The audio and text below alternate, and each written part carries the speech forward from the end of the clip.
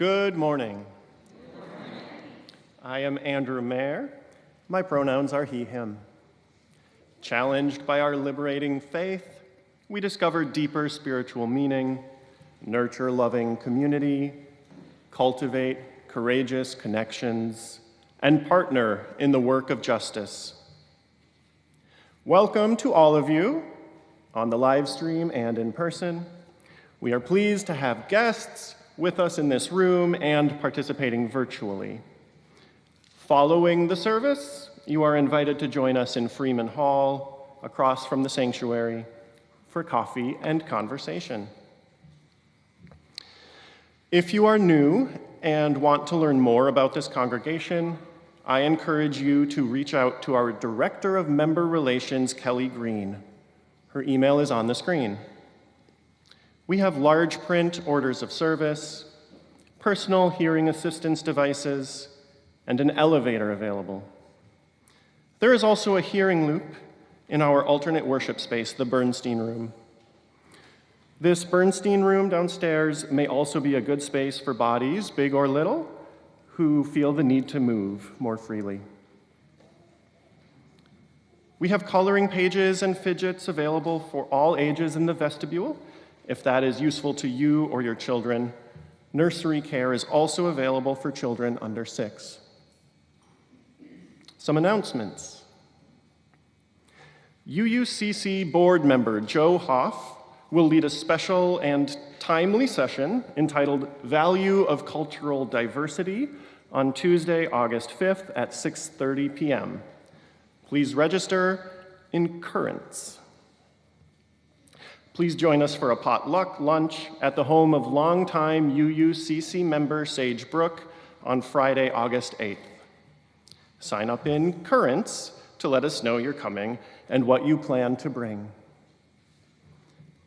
On Saturday afternoon, August 9th, the nationally renowned Mehr will lead a drumming and spirituality workshop that is open to all.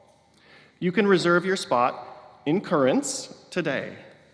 A free will offering will be collected at the workshop. Charlotte Pride's interfaith service will be held here in this sanctuary on Sunday afternoon, August 10th. Join us for the service, then food and fellowship afterwards.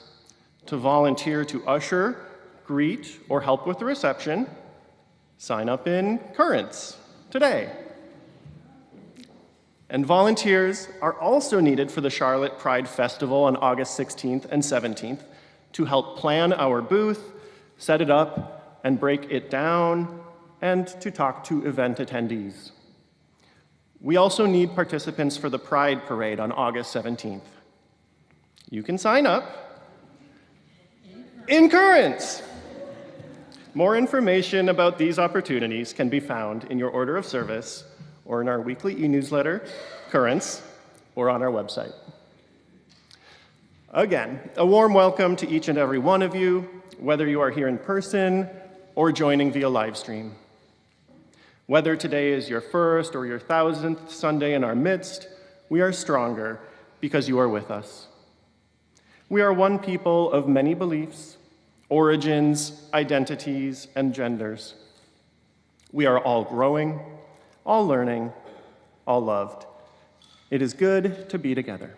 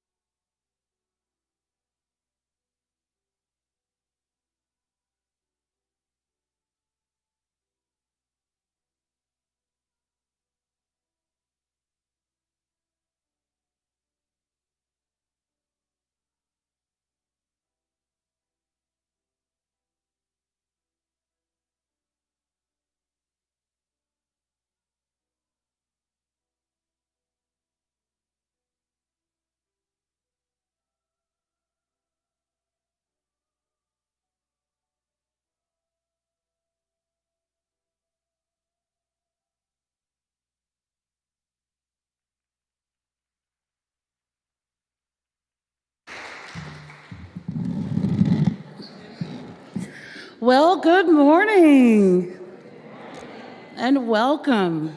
It's good to be back gathered here with all of you, gathered here for this time of contemplation and community, gathered here in the mystery of the hour. I'm Reverend Amanda Weatherspoon, and it really is a joy to be together once more. It's been a while, hasn't it? So much gratitude. Gratitude for the space to renew and to replenish, and gratitude for the gift that it is to return to so many smiles and warm words of welcome.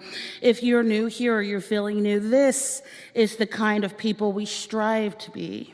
This is a place where we bring our full selves, our doubts, our joys, our sorrows, our imperfections. This is a place where we practice what it means to be human together. If you've come looking for answers, you'll probably leave with more questions, but that's kind of the point. This is a time made sacred by each one of us. And as we create the beloved community, we in turn become the beloved community. So we light our chalice this morning in the spirit of that sacred transformation, knowing that each one of us holds the divine spark. And in that spirit, I invite you to rise in body or spirit, to turn and greet your neighbor.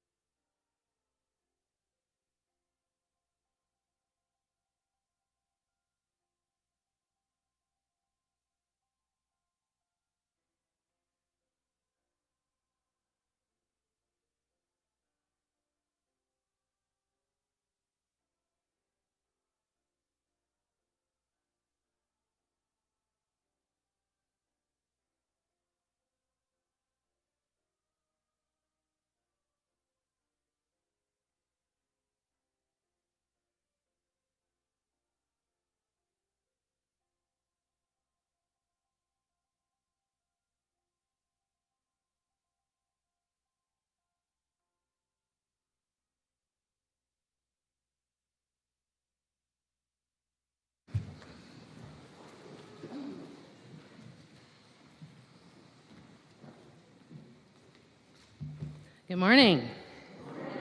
I am Paula Gribble, Director of Lifespan Religious Education, and my pronouns are she, her.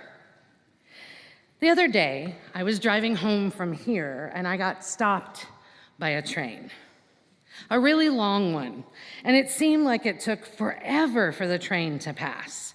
Car after car kept coming, and I kept waiting and waiting. So, to remind myself of what I needed to know, I told myself I was sure that this train was important. Wherever it was going, whatever it was carrying, whoever it had on board, it was all important. And that eventually the train would pass and I would be able to move on. And guess what? It did. It moved on. But I'm sure that won't be the only train that ever passes there. In fact, I've seen many other trains there before. And on top of that, it's not even the only place for trains. I live near the train that carries people throughout our city. And while they are shorter trains, there are a lot more of them. One train, then another train, then another.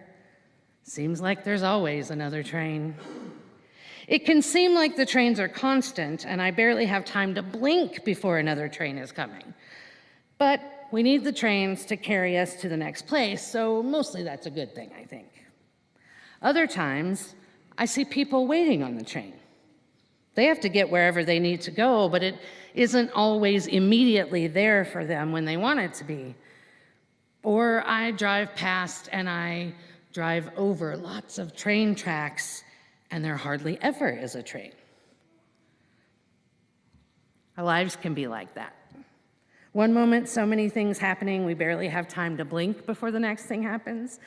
And then other times when it seems like things take forever or that we might just be stuck waiting for the next thing to happen, just like waiting on another train to come. And sometimes when I'm driving, I don't see a train at all. I just drive by and see tracks.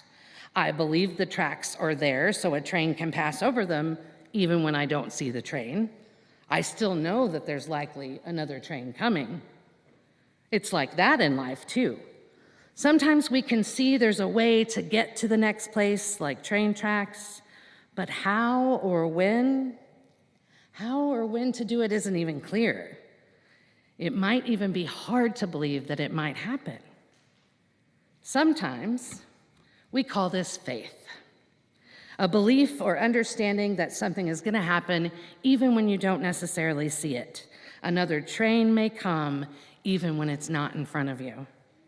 You could have faith in the train drivers, that they're going to get those trains where they need to go.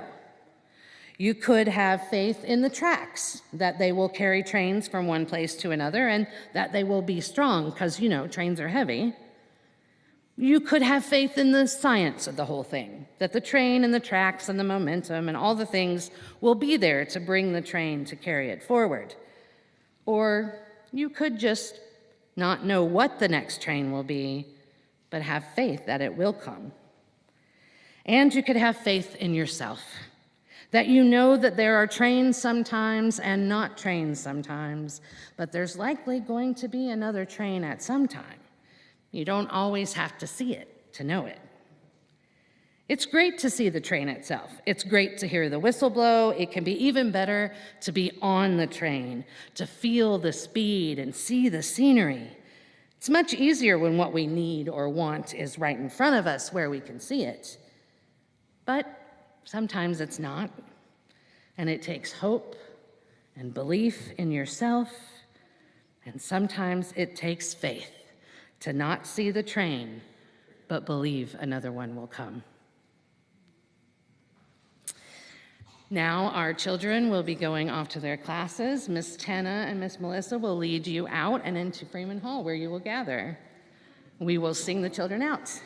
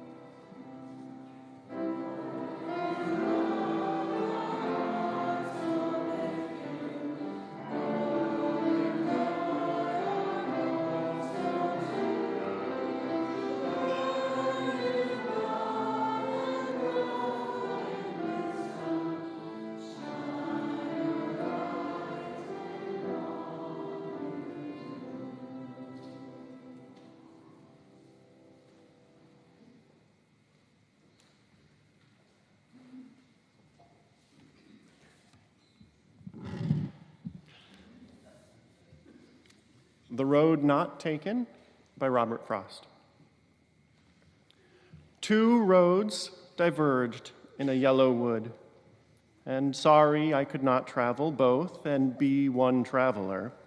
Long I stood and looked down one as far as I could, to where it bent in the undergrowth. Then took the other as just as fair, and having perhaps the better claim, because it was grassy and wanted wear. Though as for that, the passing there had worn them really about the same. And both that morning equally lay in leaves no step had trodden black. Oh, I kept the first for another day, yet knowing how way leads on to way, I doubted if I should ever come back.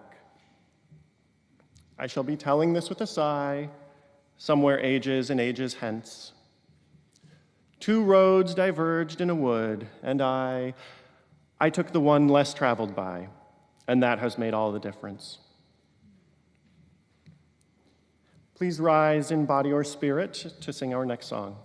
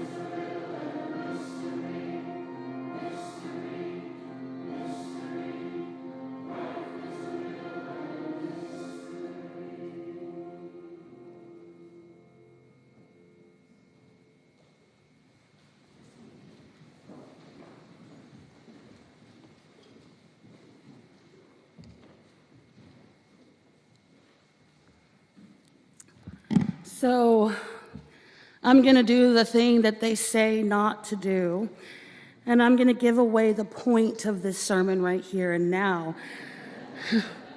And I'm going to go ahead and I'm going to ask this question right up front. What if things never got better? What if we knew that we weren't going to win? What if there was no such thing as finally, at last, getting it right? Now, this thinking goes against absolutely everything that we're taught to uphold and believe, not just in spaces of faith, but in our culture, in our established societal view. We have been on an upward and an onward trajectory for as long as we can think back. This forward motion, this new and improved, bigger, better life that is always just waiting around the corner. So it's a tough question to ask, and from a pulpit nonetheless. But what if things never got better? This is the question on my heart this morning. This has been the question on my heart for a while. Now, I don't want to get lost in the sauce here, so let me tell you again what this is all about. Apocalypse, revelation, discernment, and faith. And I'd rather preach on absolutely anything else. I can already see the emails rolling in, but there is a responsibility we each have to face this world full on with the language and the tools that we have. And as people of faith, this is our language and these are our tools just as much as they are anyone else's. And if we're not defining these things, best believe other people will. So stay with me. And don't worry. This is not a sermon about the end of days. I grew up with those sermons, and looking back, it's hard to really see the point of all of that. Because while we may or may not be at the end of time, we're always right on the edge of it, right on the precipice of time. We're always creating the timeline as we go with each breath, each decision, each choice, each time we open our eyes to a new day. We are on the edge of creation and at the heart of apocalypse. Apocalypse, not as in the end of days, cosmological fire and brimstone raining upon the earth, but apocalypse as in the great unraveling, a pulling of the thread, if you will.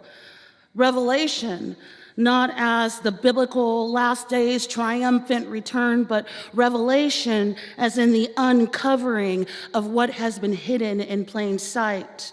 And we are in a complex dance of unraveling and uncovering. And what if there is no end to it, no finish line, no victory?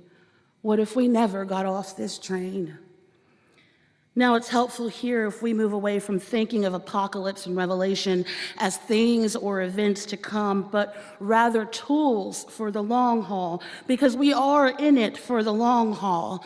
Now, I don't know why we've created the world the way that we have thus far. I don't know what the compulsion is in humans to uplift greed and war and violence. I don't know why we gamble with the lives of children to enact power. I don't know why.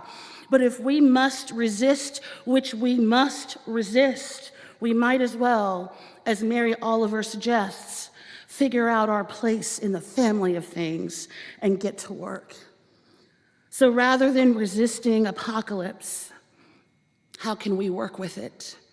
How can it be a tool? Instead of rejecting revelation, how can we use it to uncover deeper truths and create deeper connections when the world is constantly unraveling? What new world is being uncovered in its wake? And I'm not talking about a utopia. We all know where that thinking leads us. We're not talking about some other paradise, but that which lives at the heart of it all already. When it all unravels and the world ends, what is left? Think on these things.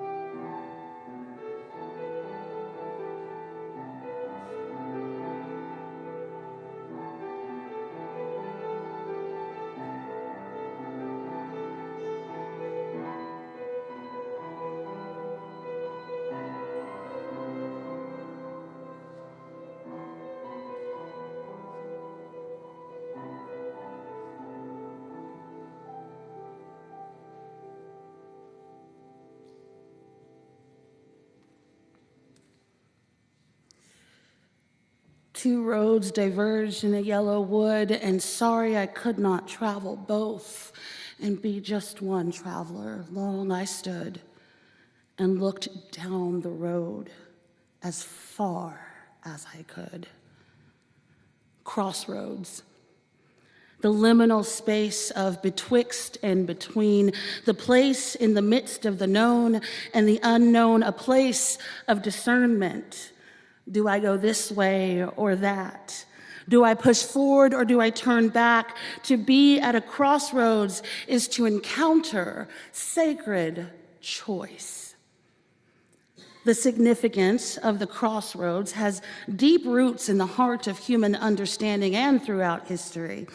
In mythology and legend, gods and tricksters and spirits of all sorts are said to dwell in these spaces between worlds. In literature, the crossroad is a symbol of choice and temptation, deceit, journey, and adventure. The crossroads lives in our global cultural narrative as a place of significance and of impact. An old crossroads story told throughout the ages is that of making a deal and selling one's soul. In one narrative, this old tale takes shape in the story of the blues legend, Robert Johnson.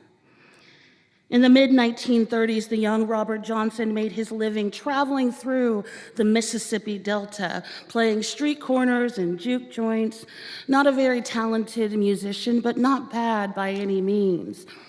Now, this style of music that he played by the kind of person that he was considered evil to begin with, and completely at odds with his role as a family man and a sharecropper working in the fields.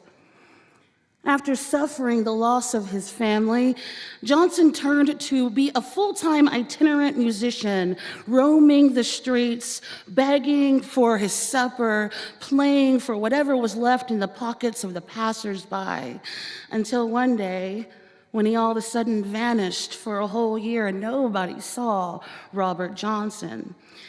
Now, they probably didn't think much of it until the one day, as the story goes, when he showed up at the juke joint with a 7-stringed guitar and played in a way that no one had ever imagined or heard, and he went on to become wildly successful, becoming the forefather of what we now call the Delta Blues. His influence reaches all the way through time, informing musical genres of all types, some would say even birthing rock and roll. Now, only 2 pictures exist of him, and he only recorded 1 album in his lifetime because it was cut short, as Johnson only made it to 27 years of age. The legends say that it was the ill-fated deal he made at the crossroads, the selling of his soul for talent and ultimate skill that led to his undeniable power as a blues musician. But the price was too high to pay, and as the old saying goes, the devil always gets his due. But that particular legend is much older than Robert Johnson. The selling of one's soul at the crossroads for riches and glory, that comes from the old German folk tale of Faust. A well-off scholar who, unsatisfied with his perfectly fine life, exchanges his soul at a crossroads for unlimited knowledge, only to eventually meet an untimely end. The crossroad legends often serve as warnings. Be careful what you're willing to exchange for worldly pursuits, and be happy with what you have. It warns against dangerous temptation as something to be wary of, to watch out for at the crossroads. But the power of the crossroads isn't just in the choice or the discernment or the morality of the pursuits therein. There is a power in the act of exchange itself.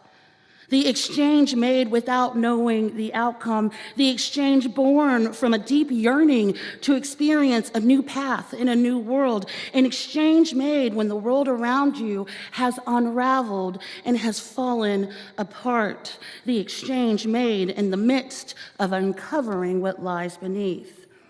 This act of exchange is intentional. This act of exchange is full of possibility. It is an act of letting go and holding on. And in that interpretation, the crossroads becomes a birthplace of transformation. In this liminal space between the unraveled worlds of apocalypse, how do we honor the crossroads of our lives? How do we honor this ancient space of becoming and renewal and beginning again? Think on these things.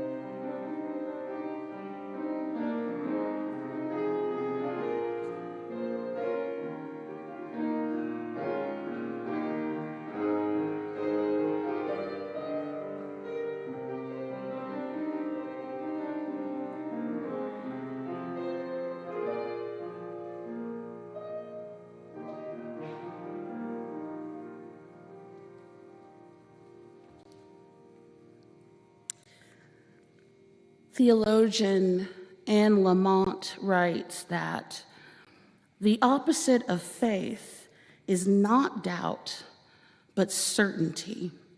Certainty is missing the point entirely. Faith includes noticing the mess, the emptiness and discomfort, and letting it be there until some light returns. Faith also means reaching deeply within for the sense one was born with. It feels cliche to talk about faith, especially in a world that is unraveling. The broad idea of faith is typically tied to an outcome, and a favorable one at that. Faith that will make it through. Faith that it will all work out. Faith that it will get better. But our central question this morning still is, what if it never does? What if all we had to work with was what was here right now? This imperfect system, this imperfect life. What then does faith become? If Anne Lamott says that the opposite of faith is certainty, I'd add that the companion of faith is mystery. Mystery, the space between worlds, between the unraveling of apocalypse and the uncovering of revelation, and faith, the train that carries us forward. That faith that defies logic and reason, that faith that notices the mess and the discomfort and does it anyway, that faith which stares bravely in the direction of the radical imagination and instead of saying why, says why not? That faith.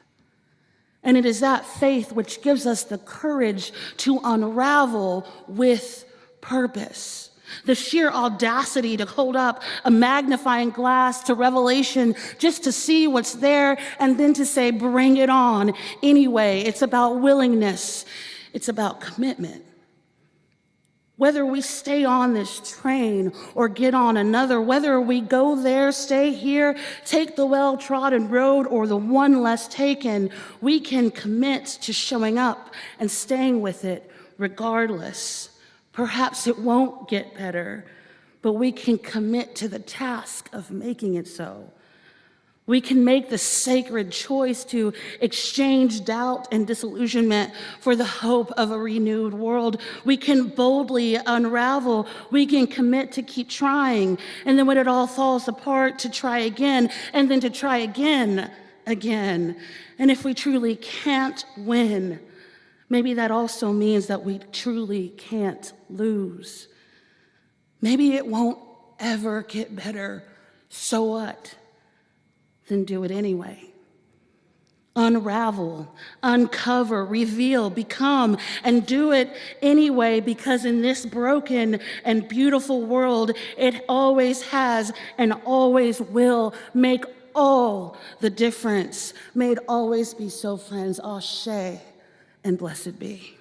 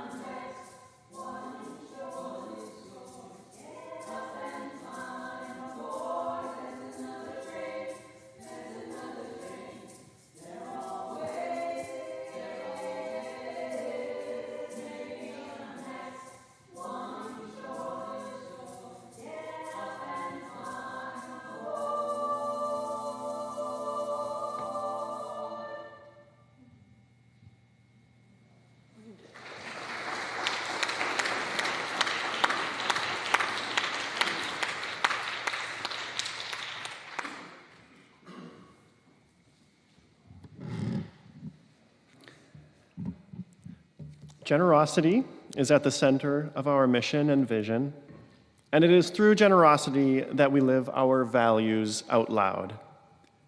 What we give allows us to sustain the work of this congregation within and beyond these four walls.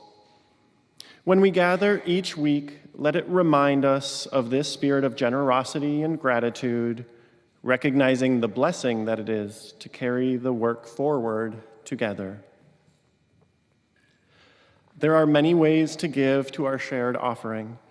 You can text to give at 73256, or you can give directly online, perhaps following the links in Currents. You can also scan the QR code or give us the basket as it comes your way. Thank you for making this possible, with added thanks to our pledging members for their ongoing and generous financial support. While the offering is collected, you are invited to come forward and light a candle honoring a milestone, a concern, or a celebration. Ushers, you may come forward to receive the offering.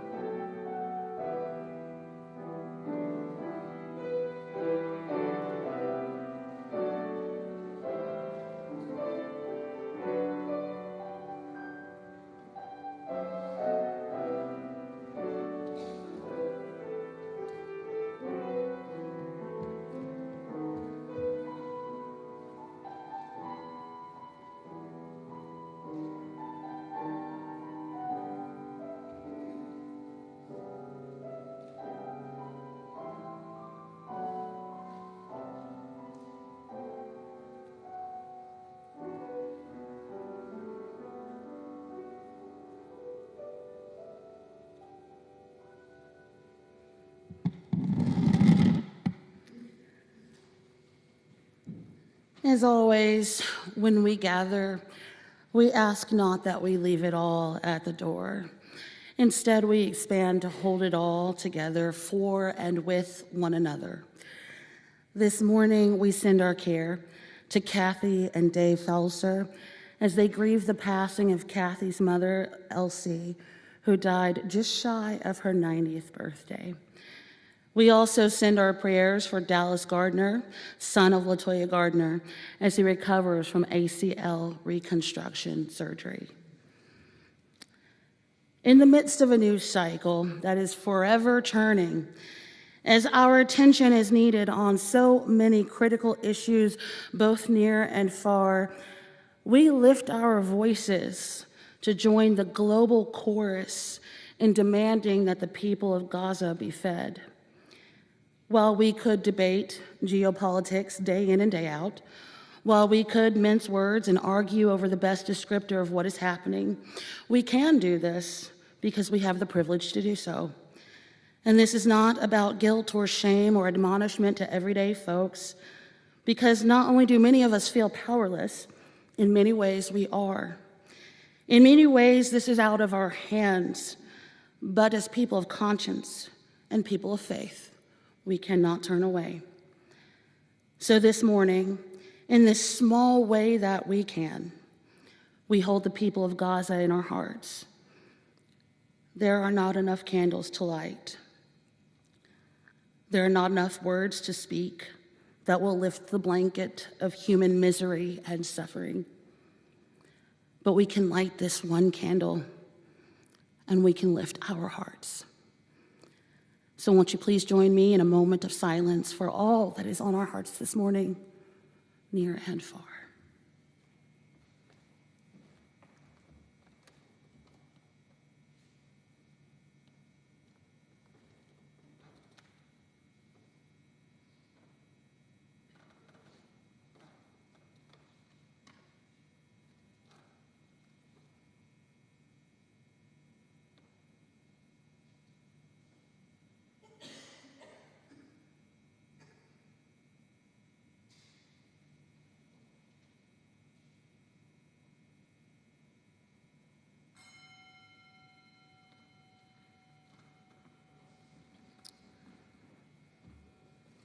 I now invite you to join me in a time of stillness and contemplation, of deep rootedness, meditation, and of prayer. Perhaps closing your eyes or even just lowering your gaze, becoming present with this moment and present with the spirit of life. We call that presence in with us this morning. The spirit of life, which is what is left when it all unravels. That heartbeat that sounds throughout time, throughout place, throughout age, that keeps us going in the most heartbreaking of times. We have been here before. We have been here too many times before. When suffering and misery are seen scrolling by our screens, when we hold out our hands with nothing to offer, when we can't stop what is happening, when we can't control the outcome, we have been here before.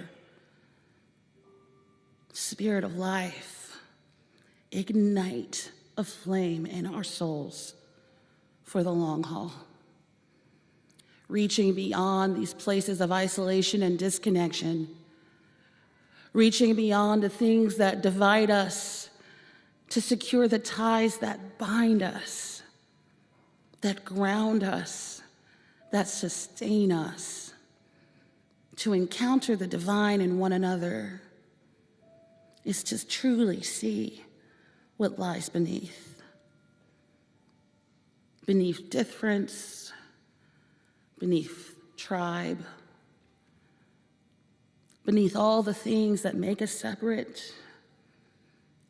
We are tied together and tethered to this spirit of life. May we make space for that sacred encounter throughout this week and the months to come and the years to come. For the long haul, may we create space to truly encounter one another in all of our imperfections, our lack of answers, these moments when we reach for one another. May we have the faith to keep reaching, to not turn away, to never stop trying. If that's all we could ever do, to never stop trying. May these words be etched deeply within our hearts as we move forward in life, in love, in community. May it always be so. Blessed be. I now invite you to rise in body or spirit for our closing song.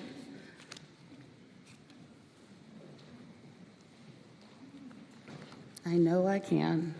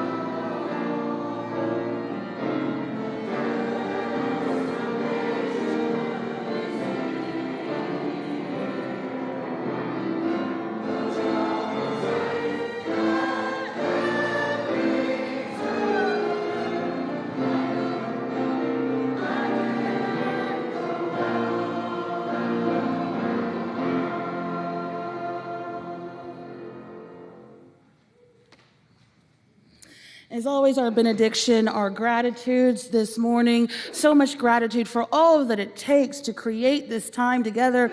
Gratitude for our small ensemble holding it down for us this morning. Our violinist that I did not know about until we did our first hymn. Beautiful music. Of course, so much gratitude to the greeters, the ushers, the tech folks, the folks brewing the coffee, and everything that it takes to co-create this time that is truly made sacred by each one of us. Won't you join me for the closing words?